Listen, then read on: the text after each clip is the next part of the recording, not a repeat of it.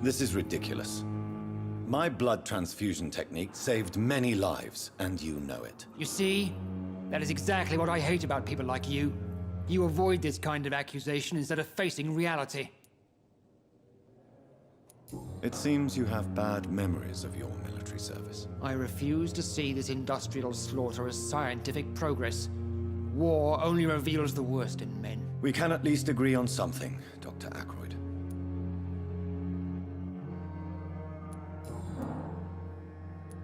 Thank you for your time. We'll talk later.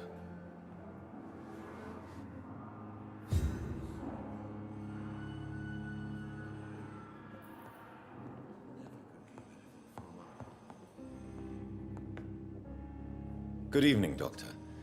I believe we're going to be working together. Dr. Reed. Dr. Swansea informed us of your arrival, but I could not dare to believe we'd have such good fortune. Such an honor, sir. Thank you. And you are? I am Thoreau Strickland, Dr. Thoreau Strickland. I'm a great admirer of your work, Dr. Reed. Please, could you tell me something about yourself? I'm a great admirer of your work concerning blood transfusion, Dr. Reed. I run my own experiments. I'm convinced it's the future. What made you choose to be a doctor? I'm not ashamed to admit you and your work have inspired me. I am honored to have the opportunity to work by your side.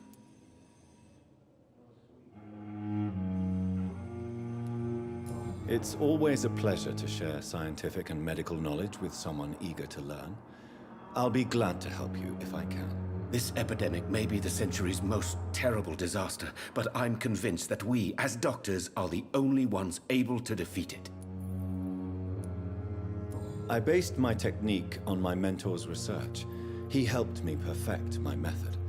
What is yours? I'd rather not talk about it. For now, it's just theories and first approach. My process is purely experimental and unsuccessful. As long as you're cautious and methodical, you may remain empty-handed, but you won't fail. You're not the first one to warn me, but I am convinced knowledge is the main weapon against the ravages of this epidemic. Do you need my medical attention, dear colleague? You don't have to worry about me, Dr. Reed. I am here to assist you, not to be a burden.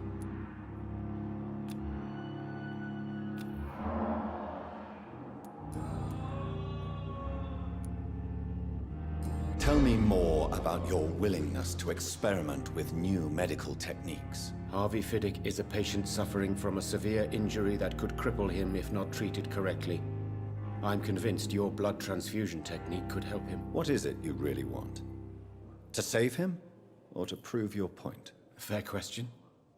I want nothing but to save my patient, Dr. Reed. Especially since I know Mr. Fiddick's story.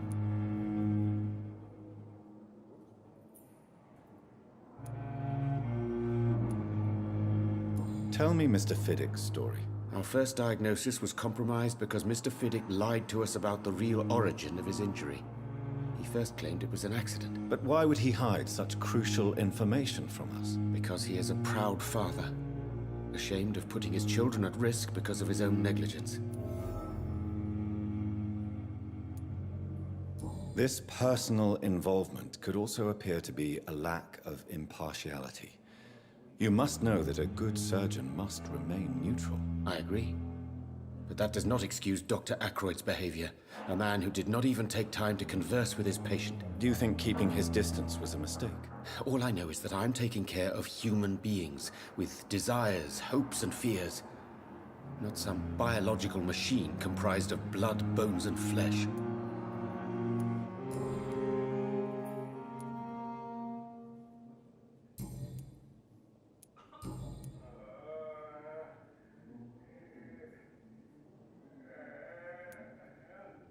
What do you think of Dr. Ackroyd's aversion to modern medical methods? It's a shame he's so narrow-minded. Dr. Swansea taught me that science is about exploring uncharted territory. I'm convinced that's true. With the influenza and all that's going on, you should put your differences aside, don't you think? Why is it so difficult to work together? I believe that if Dr. Ackroyd had been the one to discover the transfusion process, he would be the first to recommend its use. So you believe it's just a question of jealousy and pride? Dr. Ackroyd is as proud as he is blinded by his obsolete concept of medical science.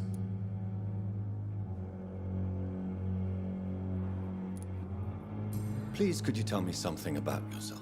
I'm a great admirer of your work concerning blood transfusion, Dr. Reed. I run my own experiments. I'm convinced it's the future.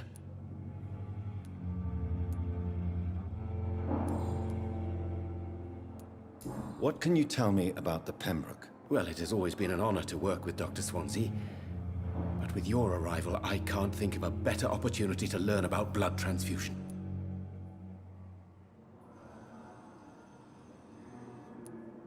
You seem quite optimistic. It's a rare and precious attitude in these difficult times. I'm convinced that this epidemic is a test of endurance and dedication for us men of science. Questions remain about our capacity to resolve the situation. True. Last summer, during the first wave of the epidemic, I used to joke with Milton about the extra work. We're not smiling now.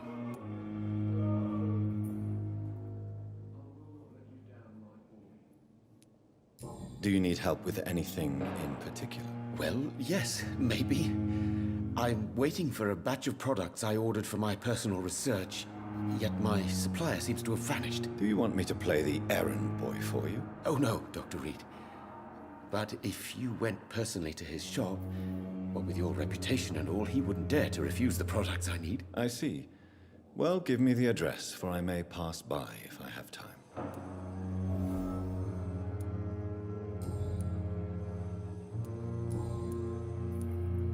Goodbye, Dr. Strickland.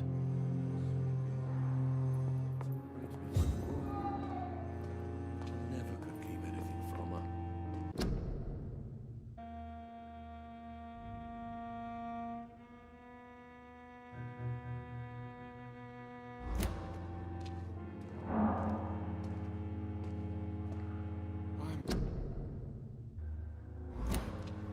Don't waste your time with me.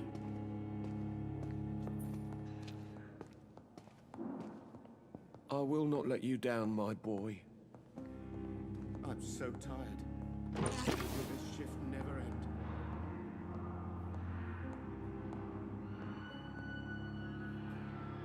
Good evening, sir. I'm Dr. Reed. May I help you? I don't know if a third opinion is needed. Your colleagues are already arguing about my condition. I see. Would you mind telling me more about your situation? I'm Harvey Fiddick. All I want is to get me bloody arm fixed properly.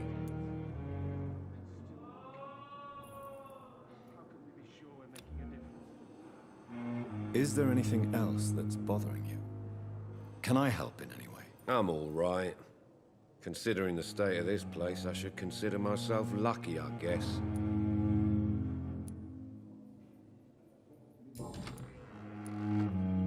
Tell me about yourself, Mr. Fiddick. I'm just a regular guy waiting to get his arm fixed, so I can return to work and to my family. I was more curious about what you were doing before being hospitalized. I'm a carpenter, and a good one too. But that means I need both arms to feed my family, Dr. Reed.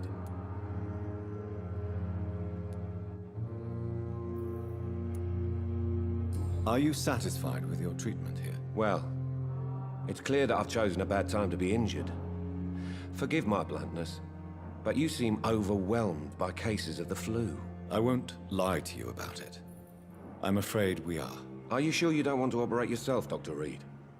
I have the feeling you're very capable, and your colleagues seem to think so too. In other circumstances, you would be right. But for now, I don't think I can take on the responsibility. My apologies. Tell me about the doctors who are arguing about your case. Strickland and Ackroyd. They both want the best for me, but there's a lot of pride there. Doctors are no different from carpenters, it seems. What do you mean? I often had professional arguments with rivals on a building site. Difference is I disagreed about wooden nails, not flesh and bones.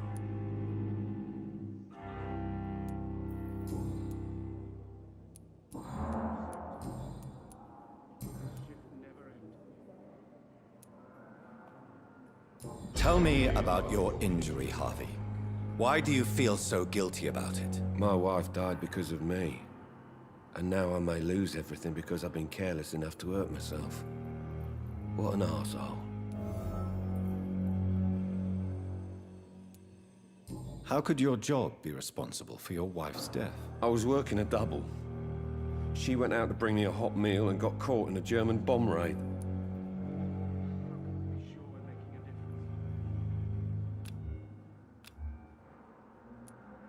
You can't hold yourself responsible for your injury, Mr. Fiddick. Unless you tried to hurt yourself. Of course I didn't hurt myself. But I can't work until my arm is fixed. My children need to eat, Doctor.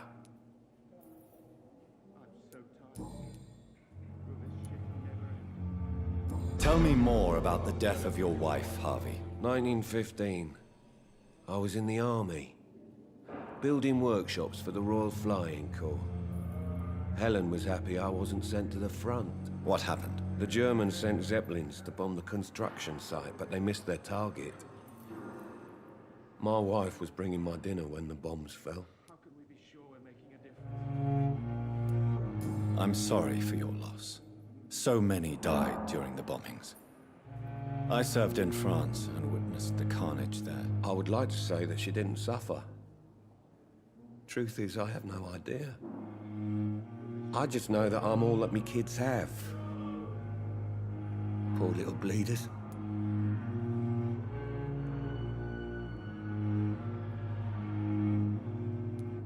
I'm sorry for your loss. So many died during the bombings. I served in France and witnessed the carnage there. I would like to say that she didn't suffer. Truth is, I have no idea. I just know that I'm all that me kids have. Poor little bleeders. How are your children after losing their mother? They were smaller then. The only good thing about this is my Helen didn't bring them with her that night.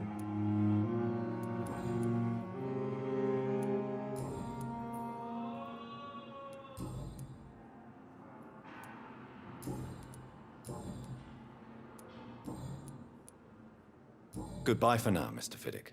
I'll see you later. You always knew the words to calm the children, Helen. As for me, what a blundering idiot.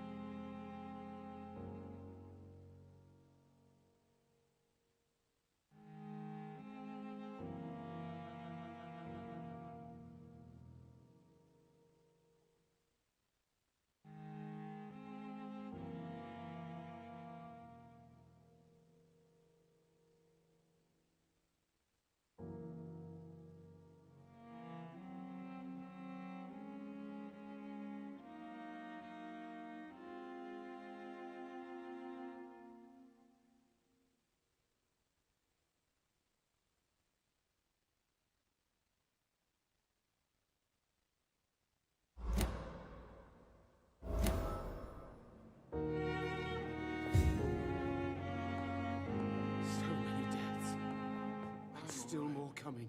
Good evening, Mr. Fiddick. Good evening, Dr. Reed. Any news about my operation?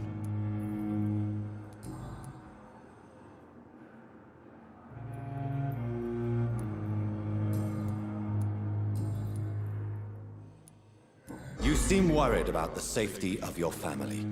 And it's obviously the reason why your wound troubles you so much. I cannot give up on my children now.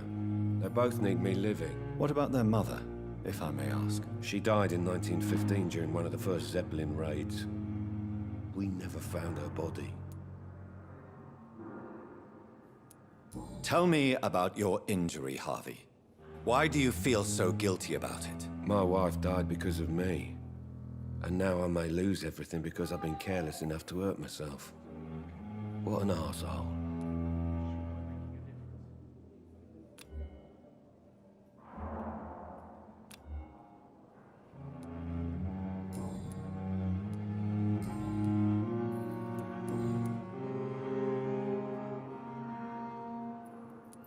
Tell me about the doctors who are arguing about your case. Strickland and Aykroyd.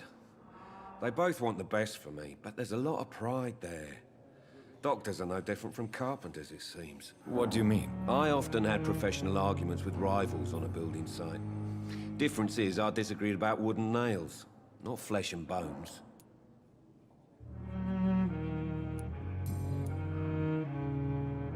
Goodbye for now, Mr. Fiddick. I'll see you later. My sweet girl. Reads me like a book. I never could keep anything from her. Don't waste your time with me.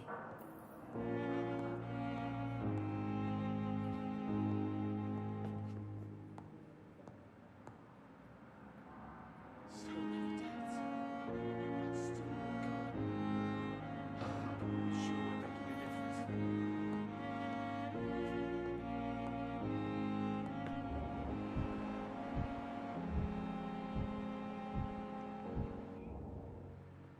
Good evening, sir.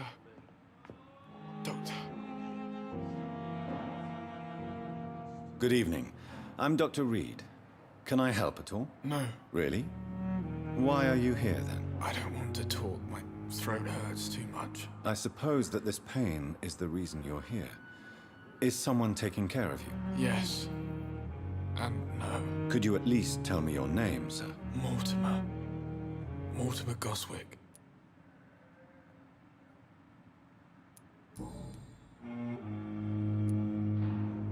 How painful is your throat, Mr. Goswick? So painful I'd rather not talk at all, Doctor.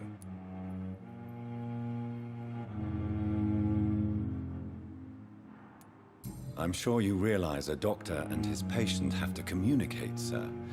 Would it help if I gave you some paper and a pen? Not really. I see. Then maybe it's not just your throat that hurts, Mr. Goswick.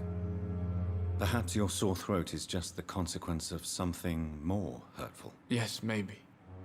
But I don't want to talk or even write about it now. How painful is your throat, Mr. Goswick? So painful I'd rather not talk at all, Doctor. I'll let you get some rest, then. I'm all right. Don't waste your time with me. Good evening, madam. Can I help you? It's my son who needs you, sir. I'm Dr. Jonathan Reed. How can I help your son? I'm Beatrice Goswick, mother of Mortimer Goswick. Could you check on him, please, Dr. Reed?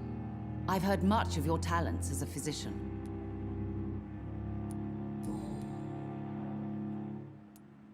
What can you tell me about yourself, Mrs. Goswick? Not much to say. Just take care of my Mortimer and I'll cover all the expenses. That's all that matters.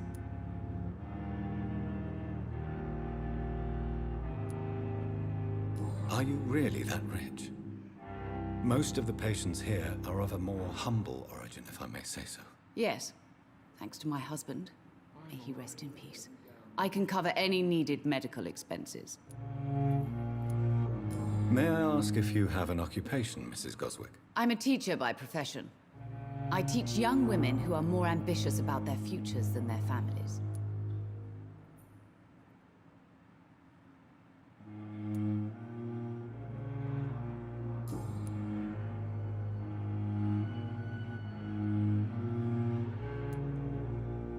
What do you think of your reception here?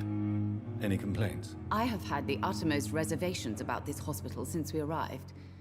But we had no other choice, considering the state of emergency. Is there something in particular that's bothering you? Some of the staff were not especially welcoming. I suspect they're not accustomed to dealing with patients of such social standing.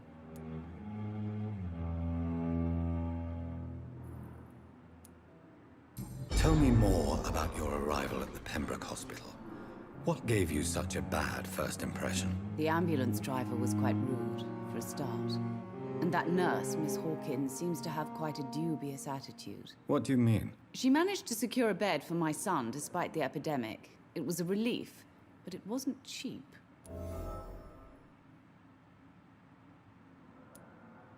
She charged you for a bed? Yes, and I paid without question, considering the urgency of the situation. I share your concern, Mrs. Goswick.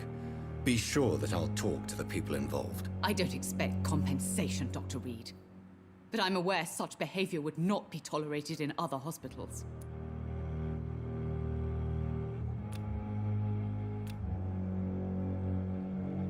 Do you require medical attention as well, Mrs. Goswick? I have other concerns right now, Doctor. But I'm fine, thank you.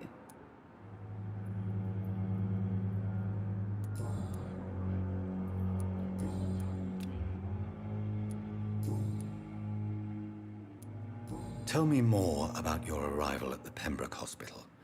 What gave you such a bad first impression? The ambulance driver was quite rude, for a start.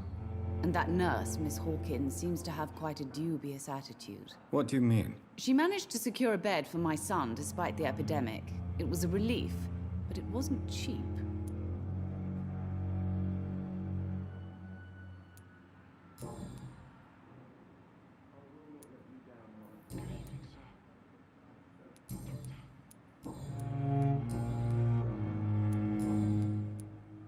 Goodbye, Mrs. Goswick. Good evening, Mr. Goswick. How are you? I'm okay. Tell me about yourself, Mr. Goswick. I don't want to talk, Doctor.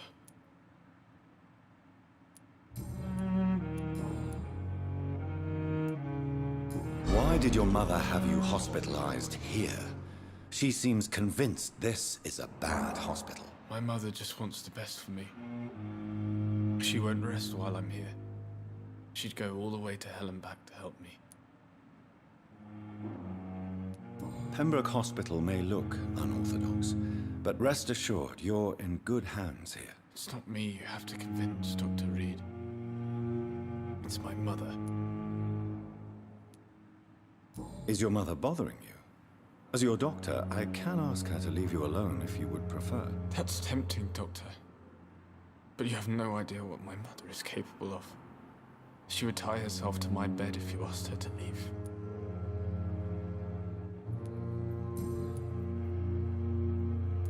How painful is your throat, Mr. Goswick? So painful I'd rather not talk at all, Doctor. I'll let you get some rest, then. I'm all right. Don't waste your time with me. Good evening, Mr. Goswick. How are you? I'm okay. Do you need any help? I'm afraid I may, sir. I don't mean to be a burden.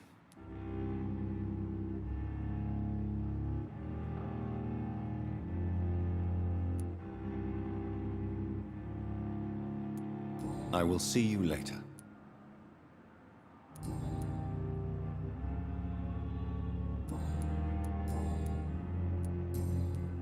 I have to go now, sir. But don't hesitate to contact me if you need any help. I'm all right. Don't waste your time with me.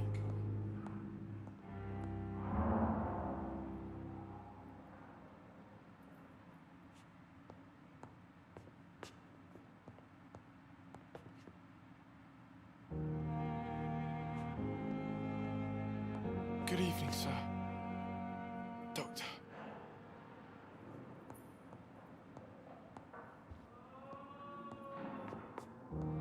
You always knew the words to calm the children. As for me, what a blundering idiot. Good evening, Doctor. How is my son doing?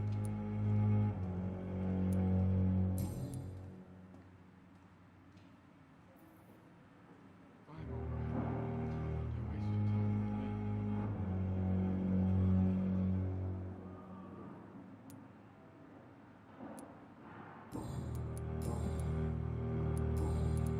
Goodbye, Mrs. Goswick.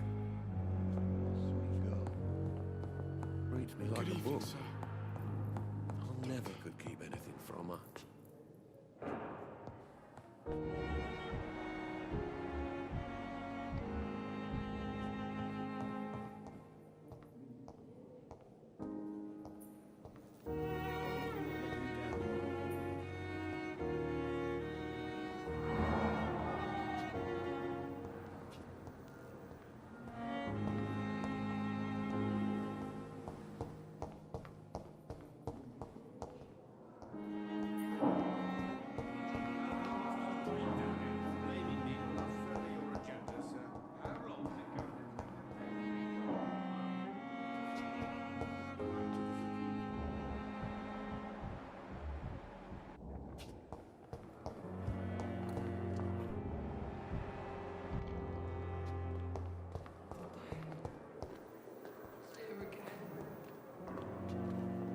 Good evening, Nurse Hawkins. Good evening, Dr. Reed.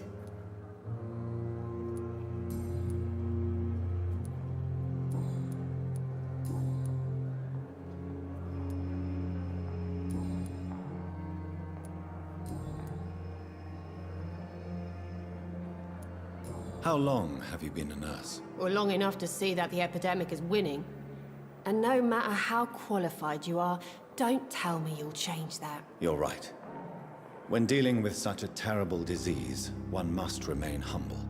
But that doesn't mean we shouldn't try our best. Sorry, Doctor. I don't want to sound bitter, but I'm just too tired to give a pep talk like Nurse Brannigan. Goodbye, Nurse Hawkins.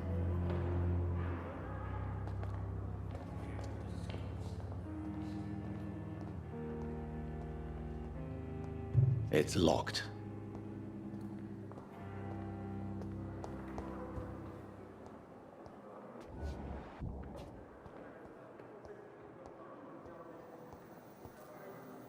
Yes, Doctor?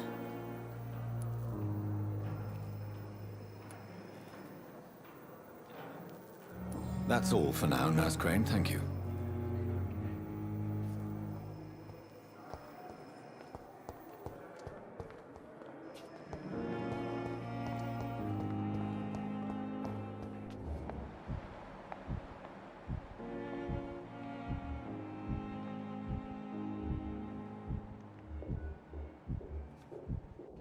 Disgust on every streetcar. Daily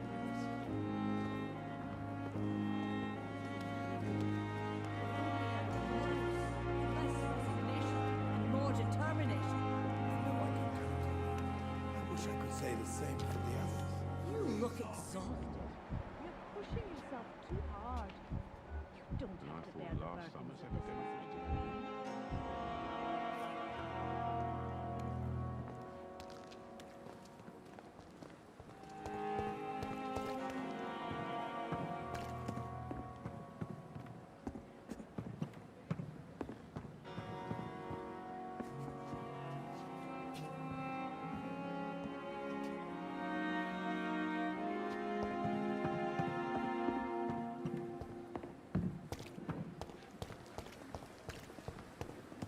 And I thought last summer's epidemic was difficult.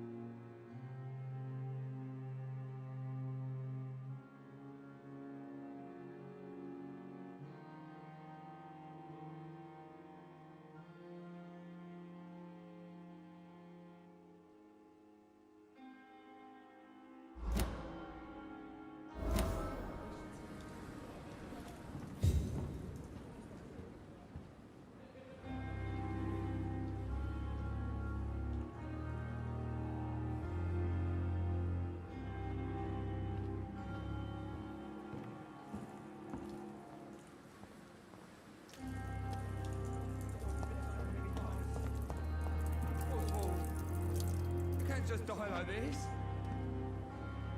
Good evening, Mr. Cox. Dr. Reed. Still working at night, I see. I like that. And why is that? People who don't sleep at night always seem more alive to me. More interesting, one way or another.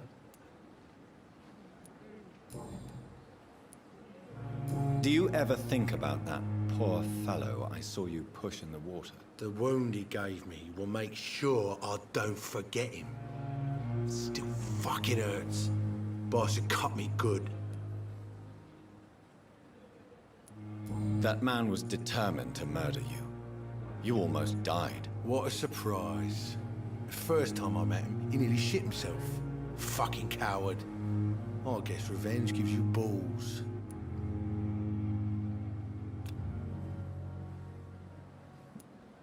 What did he want? Revenge? I recently had to kill his brother.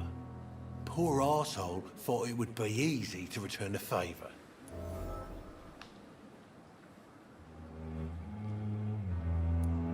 Only the strongest survive, then?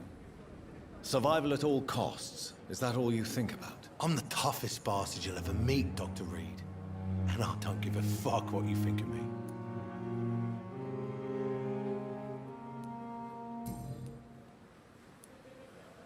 How is your hospitalization going, Mr. Cox? This is a shitty place with shitty staff.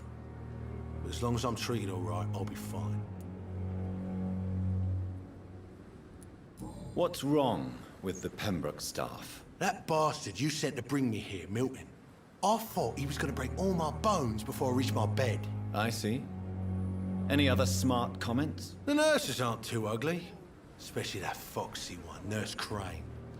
Pretty brunette, tough attitude, oh, I like that. What's wrong with the hospital? Come on, Dr. Reed. The place is a dump. Smelly, sad, and dirty. But you're alive thanks to the efforts and dedication of the staff here, aren't you? What are you expecting, a medal? I thought that saving lives was just part of the job. Must be an unsatisfactory profession at this time, I'm sure.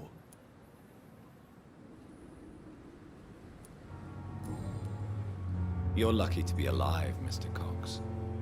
I hope you're starting to take better care of yourself. This place is full of sickness and decay. How could I get better in such a dump?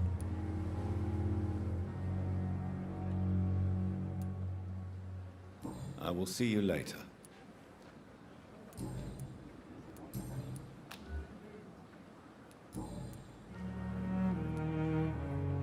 How long do you think you can escape the law, Clay? I know this city like the back of my hand, Doc. I know its streets, who to pay, who to avoid, and who to bully. I won't get caught.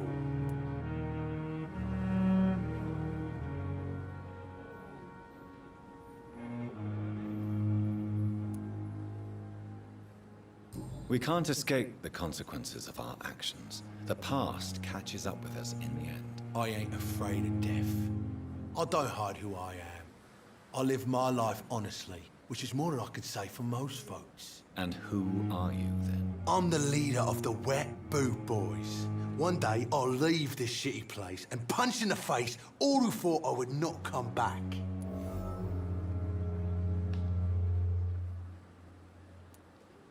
Am I right to assume your wife's letter pissed you off, Clay? I was so mad, I threw away the knife she got me when we got married. Your wife gave you a knife as a wedding present. That knife has always been my lucky charm. If I'd had it in my hand when I got stabbed on that pier, I'd not have been wounded. Do you want it back? I don't need it here, but if you'd be kind enough to bring it to me, I'd be really grateful. A grateful Clay Cox? I might just find your knife and bring it back to you to see that happen. I can give you directions, but I'll be surprised if you manage to find it. My hideout isn't meant to be found easily. A lucky charm. I never would have taken you as the superstitious type. We all have our flaws, Doc. Mine's to have my weapon of choice for when the really dirty business comes around.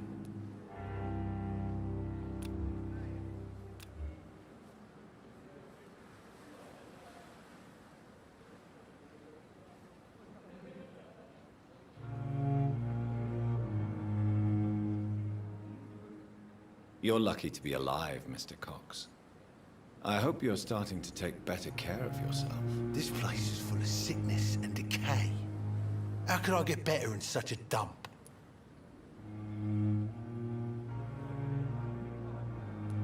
I will see you later.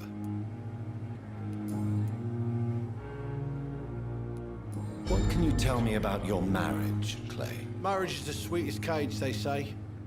Well, I found myself locked in one with a wild animal. You mean your wife keeps you on your toes? No, I mean, we both have claws and we both love to bite.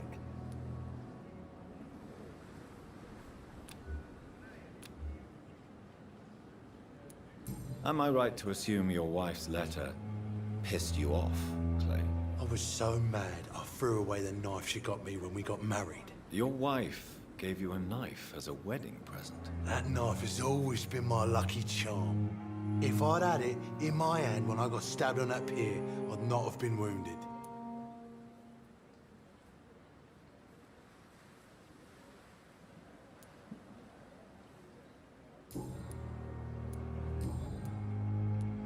I'll leave you for now, Mr. Cox.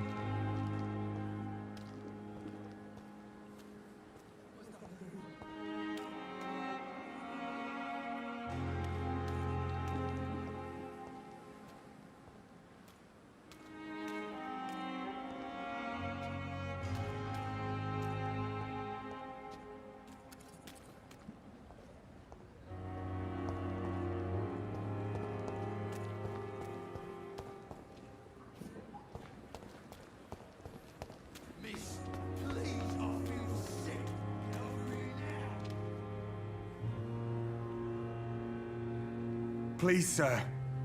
I need help bad. What's going on? I'm Blight, sir. Mutant Blight. I've lost my mate. Can't find him anywhere. I'm Dr. Jonathan Reed from the Pembroke Hospital. Please, calm down and give me more details. Oswald and myself were both infantry, sir. We were en route for the hospital, but we had a disagreement. And Oswald ran off towards the canal. How long have you been searching for him? I can't go there. Too many rats by the water. Fucking rats. Can't stand them since the war, sir. Can't stand them at all. Don't be ashamed, Mr. Blight. Many soldiers who survived the trenches suffer from musophobia. I'll see what I can do for your friend. Do you need medical attention, sir? No thanks, sir. Unless you're able to get rid of every rat in London.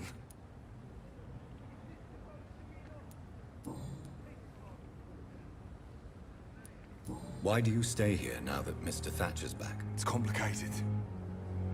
Since the war, Oswald's been really nervous with the idea of entering any hospital. And me, I've got my own issues. Can you speak about them? Rats, sir. Even seeing one, they turn me. Just want to run. It's that fear that stopped me from going after Oswald when he left.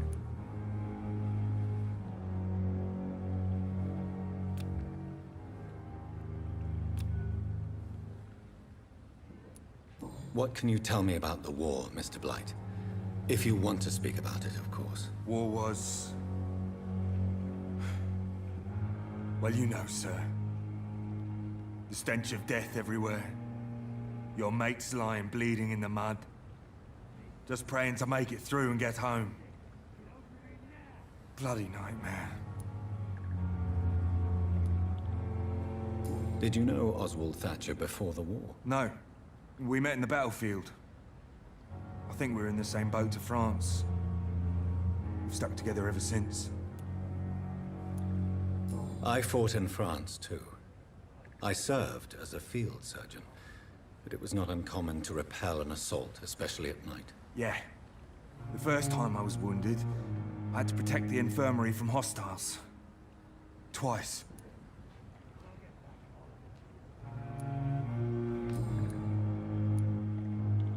You are always welcome at the Pembroke Hospital. As a former officer, I'll be honored to welcome a fellow veteran. I'm not giving up on bringing Oswald back to the hospital. I just need to convince him that he needs some help. Perhaps he needs to reach that decision by himself. Could you speak to him? He doesn't usually listen to doctors, but perhaps because you've been through it, you can talk him round.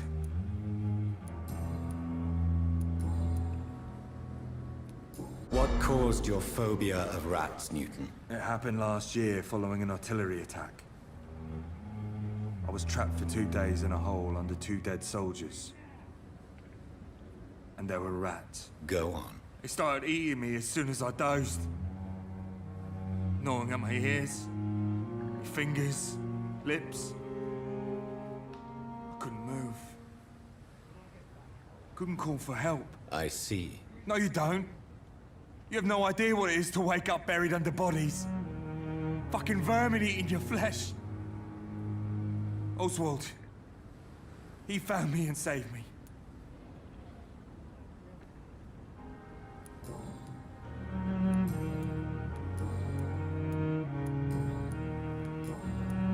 Goodbye, Mr. Blight. Take care of yourself.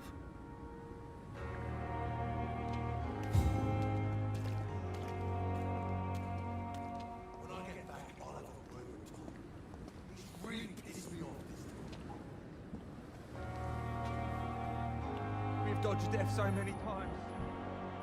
Oswald, you can't just die like this.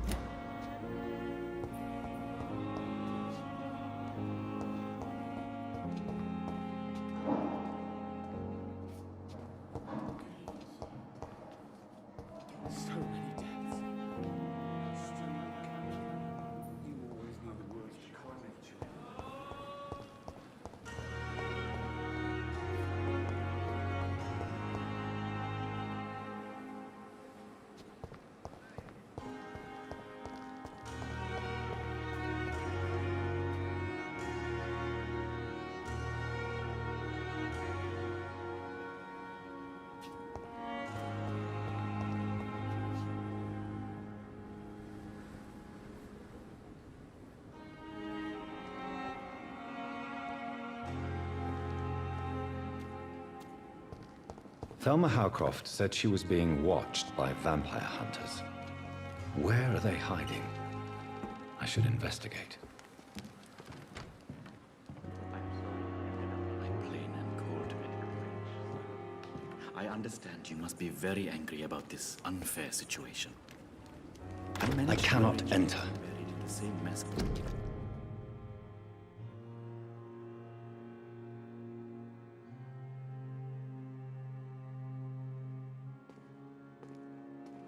brave as your wife. I hope that might help.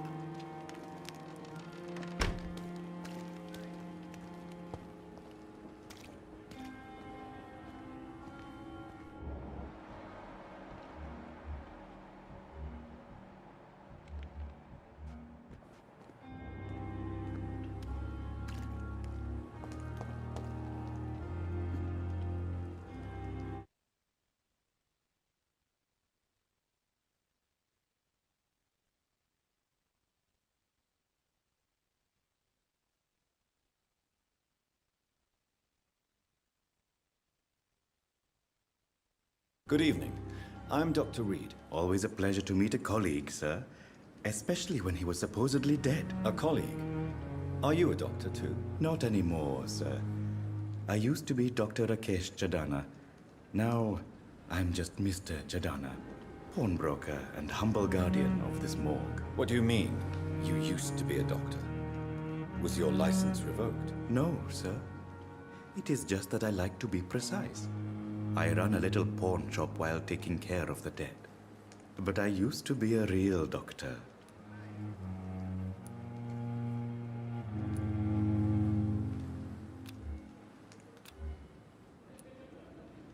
Do you need medical attention? I'm feeling all right, Doctor.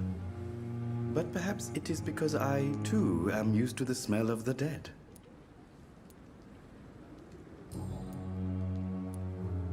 Are you afraid or uneasy being surrounded by so many corpses? Why should I? These bodies are empty vessels. Flesh left to decay. Poof. No soul anymore. All gone. An interesting point of view. And quite an exotic one, too. Most people fear, or at least have a respect, for dead flesh. Sir, as a medic during the war, I learned to face my death and the death of others. It's the pain we have to tame, not death itself.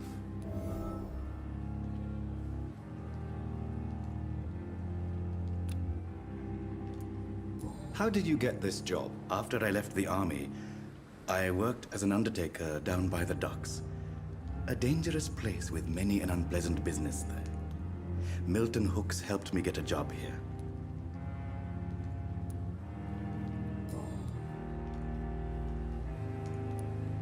Have we met before? I don't think so, sir. Why? When we first talked, you said you were glad to meet me since I was reported dead. A funny story, sir. Your sister came here a few nights ago. You were missing, and she was looking for your body. She must be very relieved now.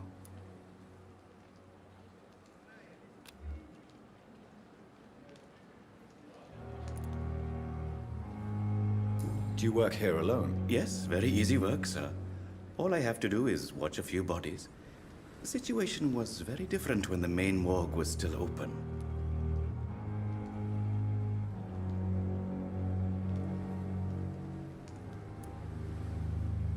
Why do you have to watch these bodies? Because these poor fellows have no names. We keep them in case someone comes looking for the missing. Sadly, very rarely happens. Why close the hospital's main morgue? It was for sanitary reasons after the beginning of the epidemic.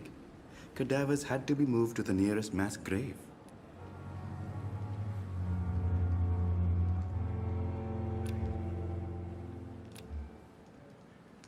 Do you need medical attention? I'm feeling all right, Doctor. But perhaps it is because I, too, am used to the smell of the dead.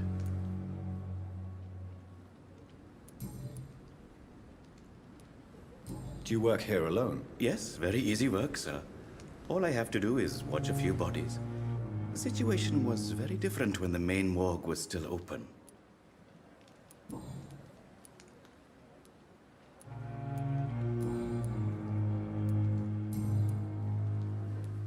A pawnbroker? I expect you get all types of people here. Yes, sir. All kind of people. For I sell all kind of goods. Who comes here to trade with you? It's very unhygienic, even unsafe. Diseases can spread. For the customers? For the hospital? I'm very cautious, sir. I've been a doctor, remember? And all my clients are good people. In fact, I think I only know good people.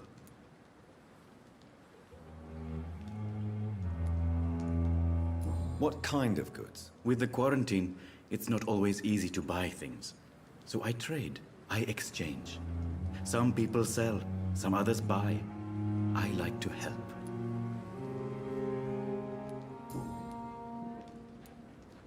Since you're not afraid of dying, do you believe in life after death, Rakesh? No.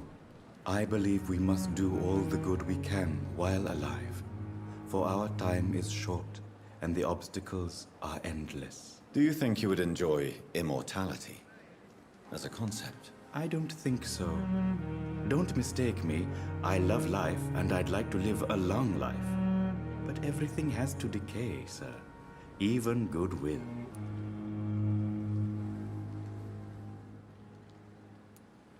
Do you really believe goodwill cannot last? As I said, sir, everything decays.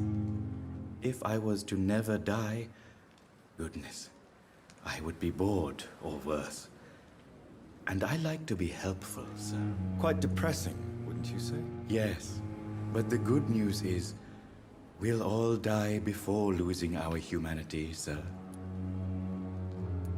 So you're ready to die? No, I am not. I don't fear death, for I won't see it. What troubles me is the pain my death will inflict to those I know. You're a wise man, Mr. Chidana. No, Dr. Reed. I am a foolish man. But I like to think otherwise.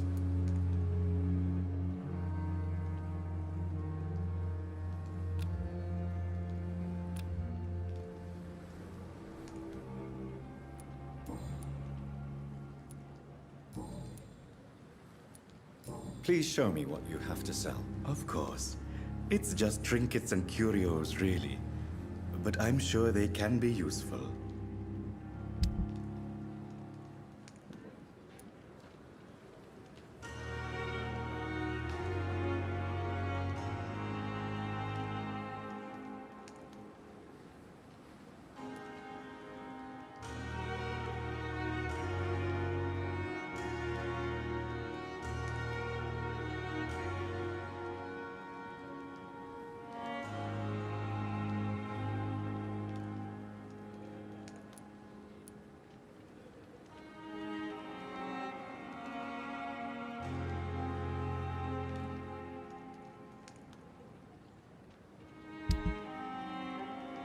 Tomorrow, more bodies will arrive and then sadly depart. I'm managing a train terminal, not a morgue.